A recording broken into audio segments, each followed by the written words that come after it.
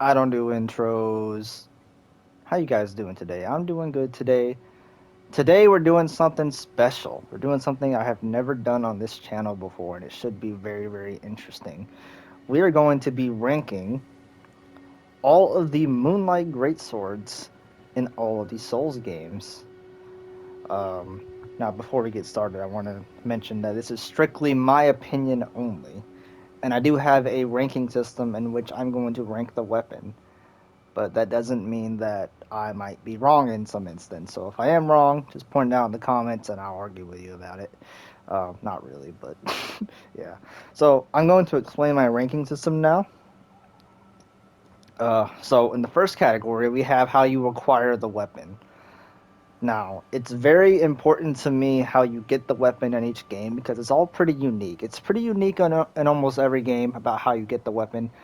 You get it in some cool ways, and other ways you don't. And most of the time, it's mostly just through a boss.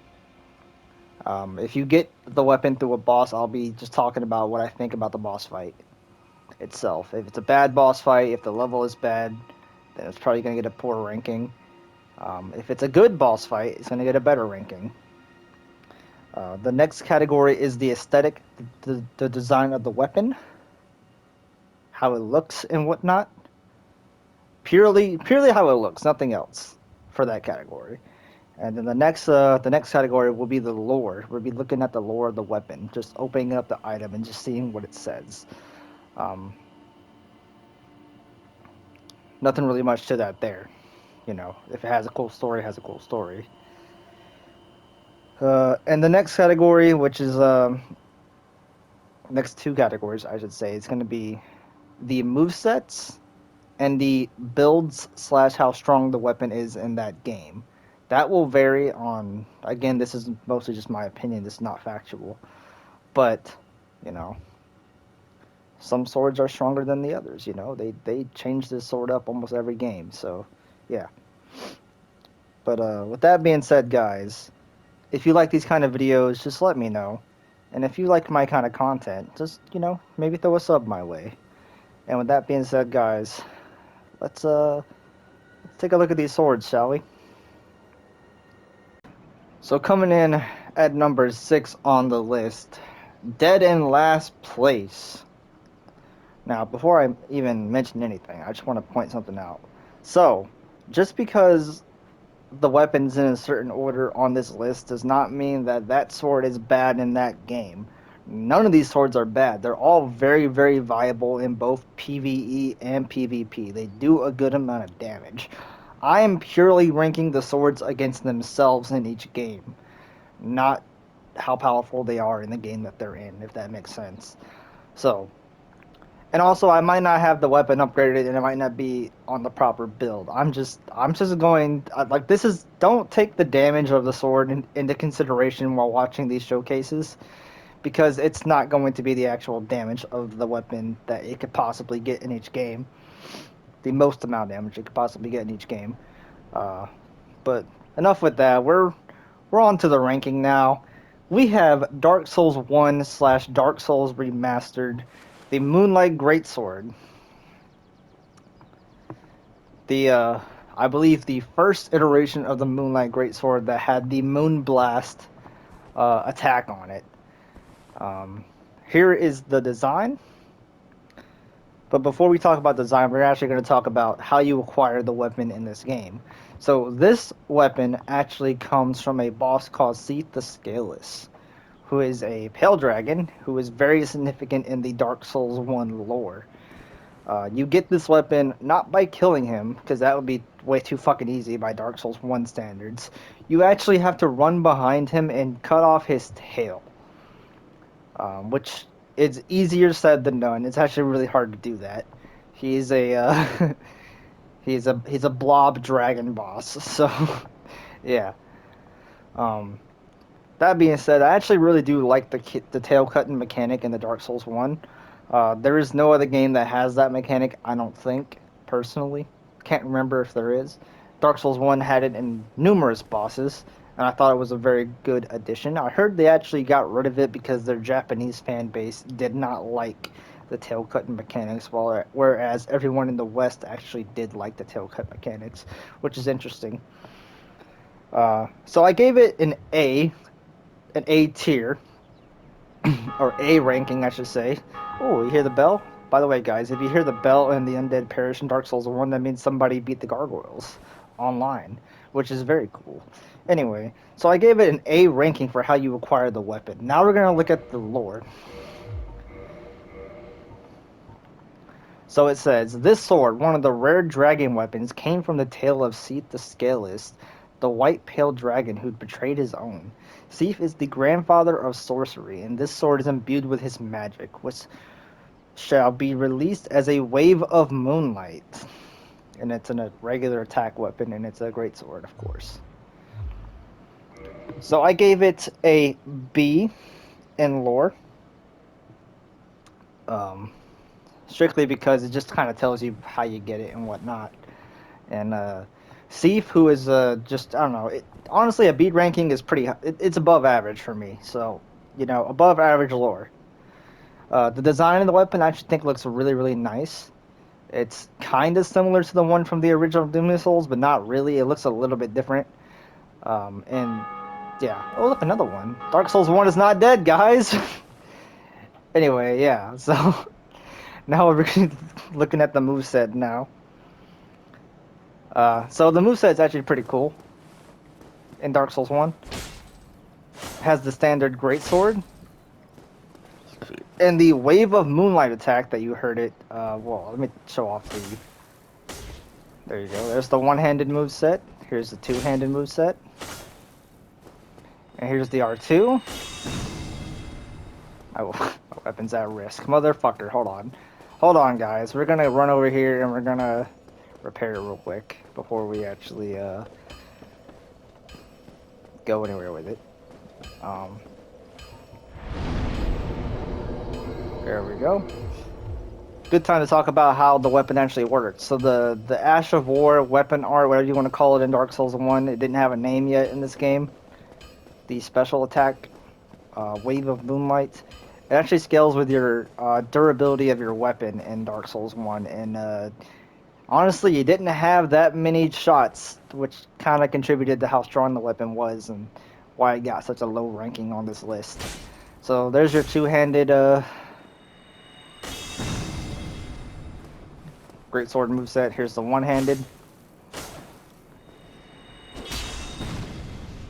It's cool, I guess. It had a rolling attack. Doesn't have a poke. Not many of the Moonlight Greatswords did have pokes. But now I'm just going to show off the damage. This is an unupgraded weapon, and here is the build that I used for it. And it's important to note that the Moonlight Greatsword in Dark Souls 1 scaled purely off intelligence and nothing else. So that's the critical damage, and these are just low-level enemies, so you kind of have to take that into account too.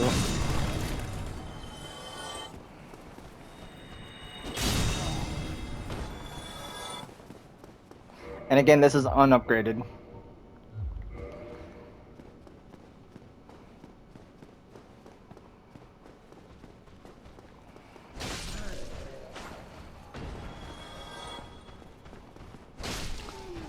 I mean, it's kind of hard to say that the damage is not high. It's pretty high, especially for this, wouldn't it be sick if I got a Baldur side sword there? It's pretty high considering that this is not, I mean, it's kind of a low level area, and I do have like 50 intelligence, so it's kind of hard to tell, man. I don't know. The stat requirements of the sword are pretty variable, too. You need like, yeah, those are the stat requirements. 16 strength, 10 dex, and 28 intelligence. So it works better on a pure sorcery build with a little bit of strength and a little bit of dex. But with that being said, guys, this was the Dark Souls 1 Moonlight Greatsword, as it is called. And here's the Wave of Moonlight Ash of War one more time.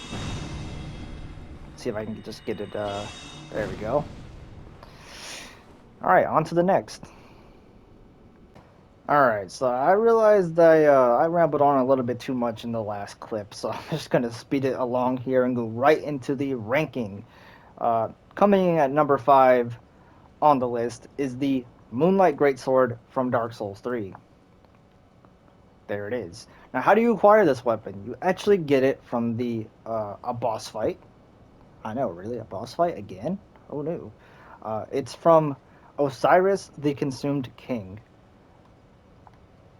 which is a he's not a pushover of a boss, but he's not like the greatest boss ever, and his level really is kind of weird. It's a very short area. You just kind of run toward the boss, and there's a little bit of a poison swamp, and there's some pusses of man all around the area. So as far as how you acquire the weapon, I gave it a C tier ranking because it's just yeah, the boss is all right. Area is kind of short, but there's not really much to it, and you just kind of transpose the soul into the Moonlight Greatsword.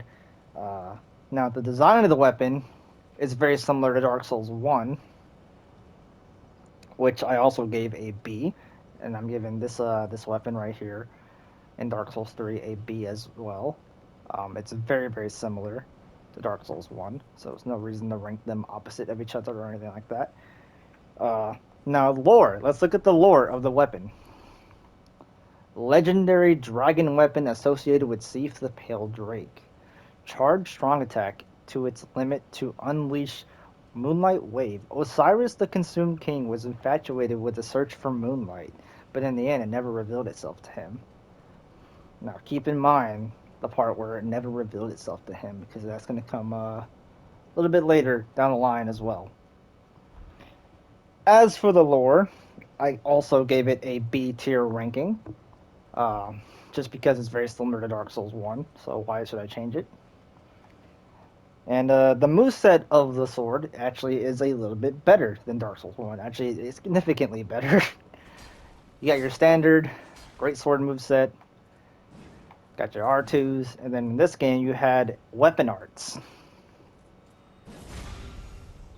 You know, you get like a little poke right here, uses your FP. But interestingly enough, in Dark Souls 1, the Wave of Moonlight attack actually uses your durability like in Dark Souls 2, or Dark Souls 1, I'm sorry. And only your little poke right here uses your FP, which is kind of strange, but it is what it is. As for the build, that's the build that I'm using. It's actually very optimized for this weapon, so you can actually take the damage in this clip into account as the actual damage of the weapon. And it is +5, it's maxed out. So let's just go and test it out a little bit, and then we'll move on to the next ranking. I didn't want to do that, but here we are. Decent. Decent.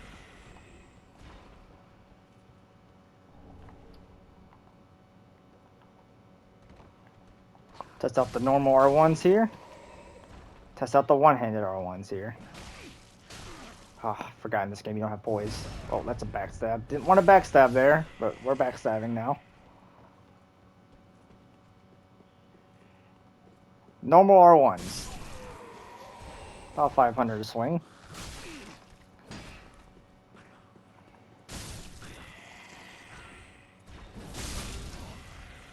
Honestly, pretty good damage. And it could be more if I had like the magic clutch ring on. Don't pay attention to the rings I have on because they mean absolutely nothing.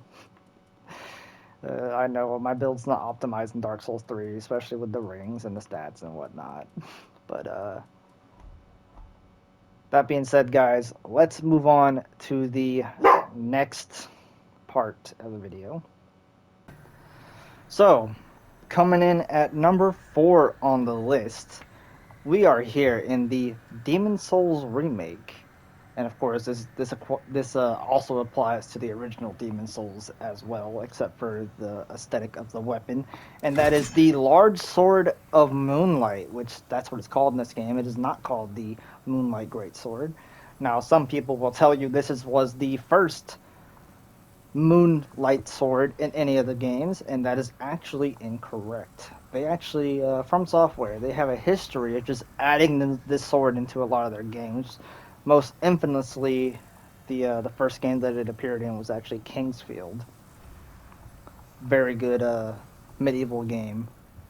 designed by From Software back in the day. Anyway, let's get on with the ranking. How do you acquire this weapon in this game? Now, it's actually not from a boss fight or a boss soul, which is very refreshing. You get it from like you attack this like pile of slugs and they drop down and the sword's in the middle of them, and it's a whole fiasco. I give that an S tier ranking personally. That's a very creative way to get the Moonlight Greatsword, or the large sword of Moonlight in this case. And personally, I'm gonna rank each of the designs of this weapon from the remake and the original differently because it looks very different in each game. Uh, in the remake, it did not have these effects on it, as you can see. Let me get a little bit closer so you can see the sword a little bit better. In the original, it did not have these effects on it, so I'm actually gonna give that an S tier ranking. And the original, which I'm gonna have my Elder Sam, go ahead and put up a picture of the original Demon Souls Large Sword of Moonlight on screen, please. Thank you very much. So you can see they're different, and in the remake it looks significantly better, so therefore it gets a better ranking. So let's look at the lore of this weapon. A legendary sword that shines with moonlight, strongly associated with Moonlight Knight Vito, one of the few remaining relics of God.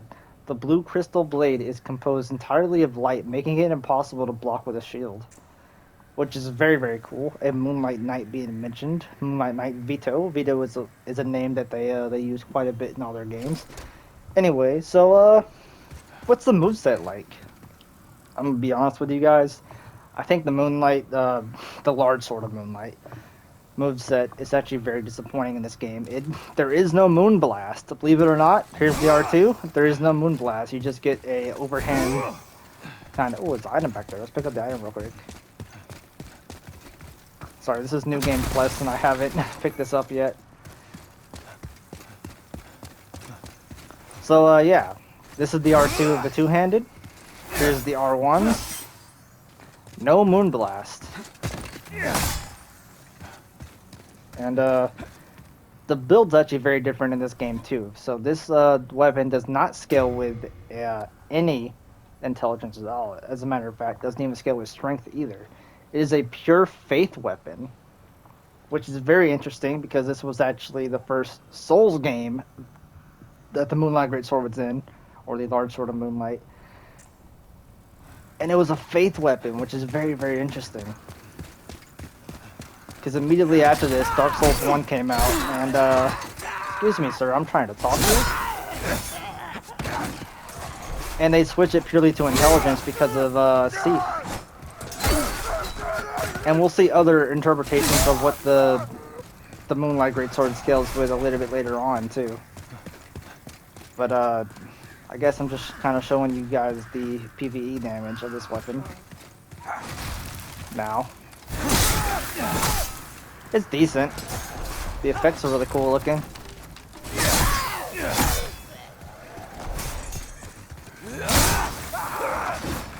There's an R2. Let's go for one of them cool backstabs in Demon Souls. Here it is. Look how cool that is. Anyway, guys, let's move on to the next weapon on the list. Moving on to number 3 on the list, we have the Moonlight Greatsword of Dark Souls 2. It doesn't at all scale with intelligence or faith, scales purely with strength and dex, and doesn't have a wave attack at all. As a matter of fact, it does nothing, and it's poo-poo trash, and you should not use it. Okay, I'll stop joking around. This is not actually the Moonlight Greatsword.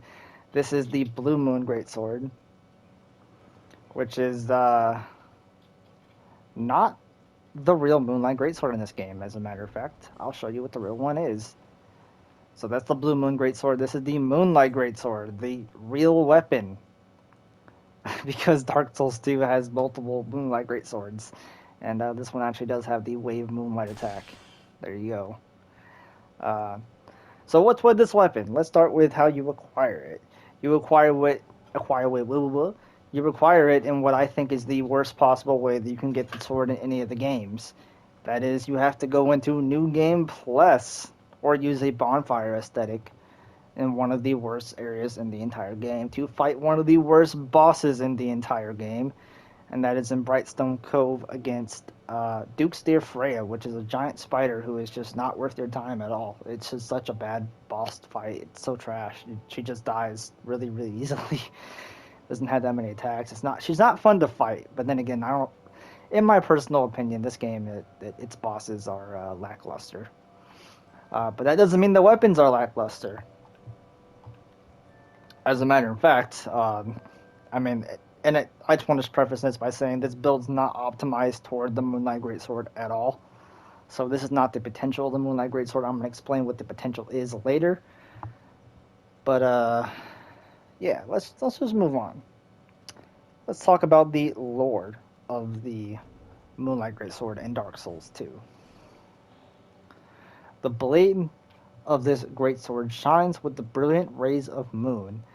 In the oldest legends, rarely spoken of today, it is said that the sword was born of a great white being. The strong attack unleashes its strength, launching a wave of moonlight. Effect special attack, strong attack. Of course, they're talking about Seath the Scaleless there, which this is supposed to be the same weapon. Supposed to be, but it looks completely different.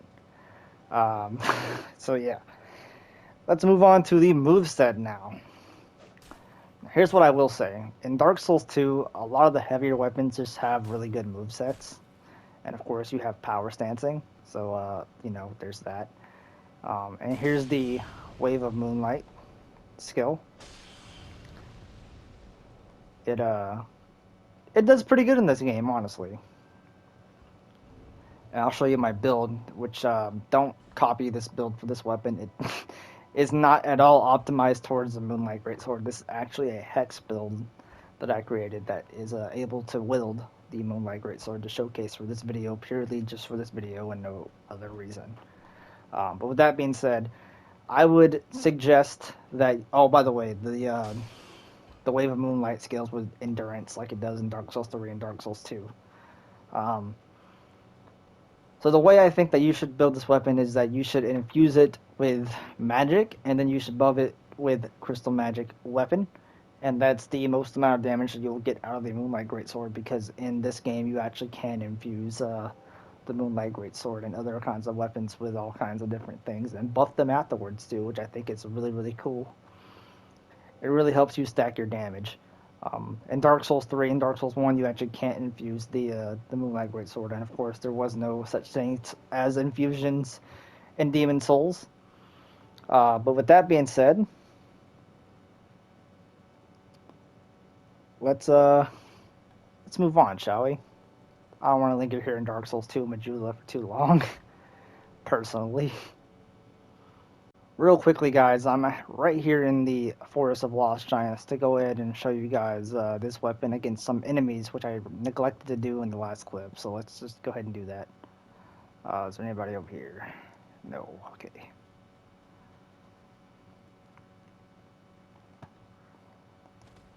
Excuse me, sir. I would like to drop down.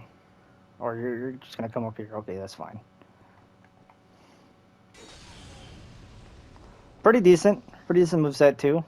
And again, this is not upgraded, and it's not on an optimized build either. So with that being said, now let's officially move to the next weapon on the list. Well, hello there. Welcome back to the start of the video. We are here in Elden Ring for the number 2 spot on the list as far as Moonlight Greatswords go. And that is the Darkmoon Greatsword in Elden Ring, which is just one of the sickest weapons in the entire game, honestly. Let me look at it. Don't look at it yet, because we're going to talk about it later. How do you acquire this weapon in this game? Well, honestly, you do it in a really cool fashion. You have to do a quest line with Lunar Princess Ranni, which is just one of the best quests in any of the Souls games. Now, I do count Elden Ring as a Souls game, in my personal opinion, as well as Bloodborne and Demon Souls, but we'll get to that later. So you get it when you become Ranni's consort, which basically means her husband. So you get it as like a marriage gift, which I think is just super fucking cool. And yeah, let's move on to the design of the weapon. Don't look like much right now. Shout out to the moon, anyway. Doesn't look like much right now, but when you do this, oh, I'm out of out of FP. One shot, will see the rays of moonlight that comes down. It looks really cool, and it gets buffed with frostbite, which is just one of the best status ailments in this game. For like you know, taking a chunk out of enemies' health and a you know, applying frostbite to them, which actually makes them take some more damage. I think lowers their stamina recovery too, if I'm not mistaken. Uh, but yeah. So what's the lore? I'll show you the lore. A moon greatsword bestowed by a carrying queen upon her spouse to honor long-standing traditions. One of the legendary armaments. Ronnie's sigil is a full moon, cold and leaden, and this sword is but a beam of its light. Unique skill, Moonlight Greatsword. Raise the sword aloft, bathing it in the light of the dark moon. Temporarily increase magic power and imbues blade with frost. Charge attacks release blasts of moonlight, which it does, and we're going to talk about the moveset right now. So, normally this sword needs to be buffed to use the Rays of Moonlight attack, which those also apply frostbite, because otherwise it doesn't, and you just get this weird kind of shifting R2. But this moveset is actually very, very good. It's just like any other games. This is the one-handed.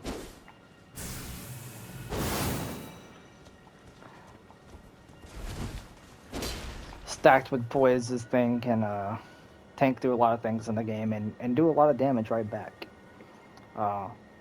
With that being said, what is my build? This is my build.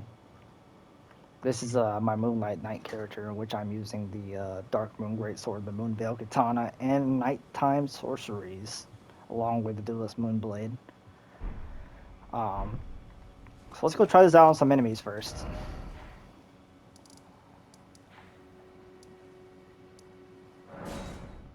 And then we'll move on to number 1 on the list, which should be very, very interesting.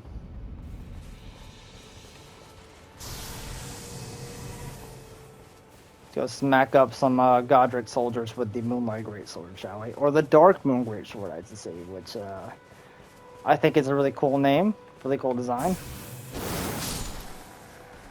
By the way, I recognize that I abandoned like the ranking system halfway through the game. Honestly, I just put that there as like talking points. It's worth mentioning too that in this game, this is the only Moonlight Greatsword that actually has a status element inflected with it, which makes it really good in this game. The frostbite damage is very, very helpful.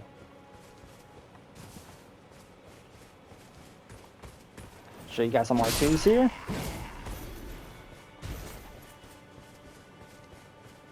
And I'll show you the setup that I'm using right before we move on too.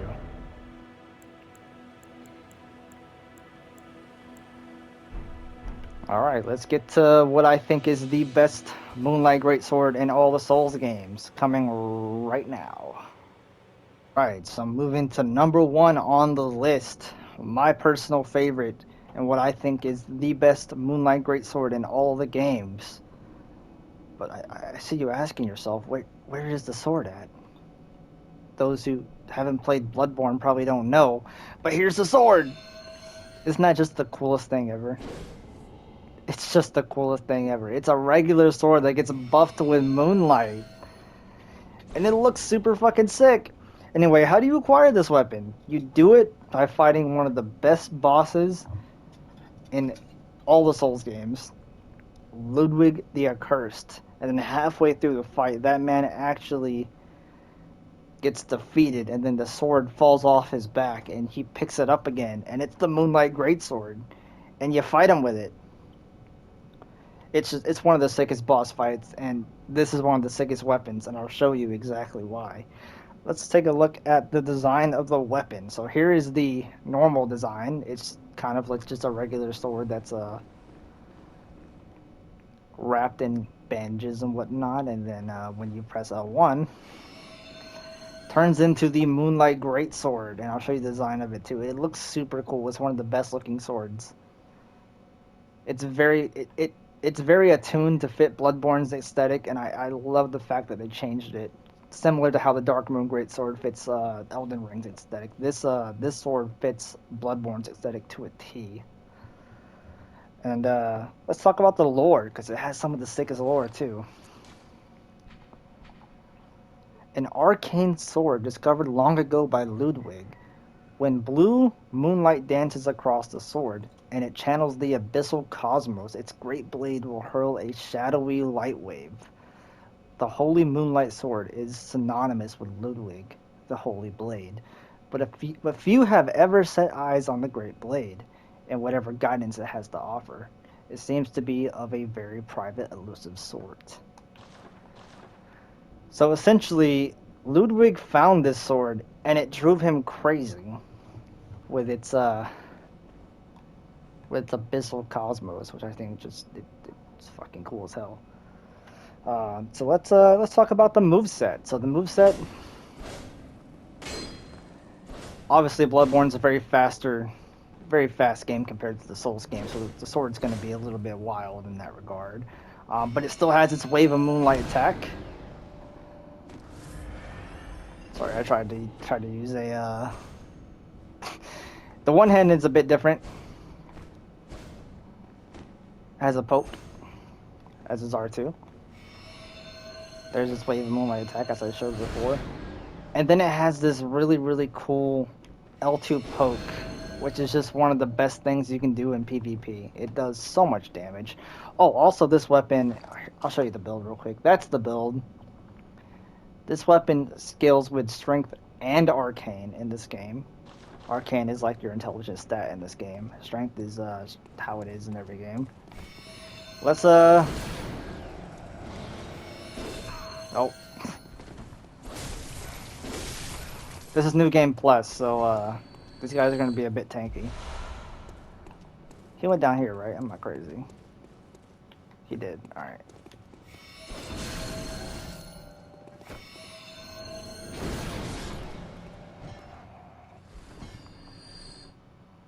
So yeah, this weapon it has a really good move. I mean, it's god tier across the board. It's one of the best weapons in Bloodborne in general, and it looks super sick, and it has super sick lore. I mean, how could you not like this weapon? I mean, look at it. Also, there is something to mention in this game when it comes to Bloodborne, and that is the Chalice dungeons and the gems. So essentially, this sword will always be the most damaging of all the other swords in the game, in all the other games, because you could sit here and farm for hours and hours and hours to just get arcane gems. And if you don't know, arcane scales all the way up to 99 in this game, unlike the other stats. And if you just have 99 arcane and decent amount of strength, and you just have the most god tier ass gems because you farmed your whole life away on Bloodborne, then you can have like almost unlimited damage potential because just how this game works.